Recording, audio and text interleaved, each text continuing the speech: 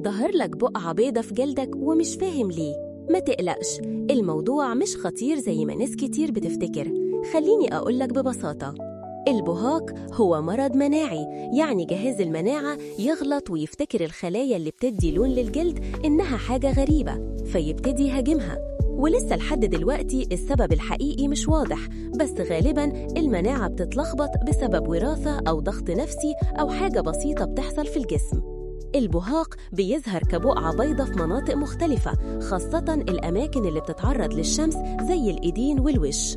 ولما تروح للدكتور بيكشف عليك بضوء خاص ويعمل شوية تحاليل علشان يتأكد من التشخيص. العلاج موجود زي جلسات الضوء، كريمات معينة، وأدوية بتنظم المناعة، ومع الوقت التحسن بيبان جداً. والمهم أكتر إنك تستخدم واقي شمس تهدأ أعصابك وتحافظ على أكل نظيف، لأن الحاجات دي بتفرق فعلاً. وعايزك تفتكر إن البهاق مش عيب ومش نهاية العالم، ليه حلول وليه قصص نجاح كتير. تابعونا علشان نفهمكم كل أمراض المناعة بطريقة أبسط من البساطة ومن غير أي خوف. يلا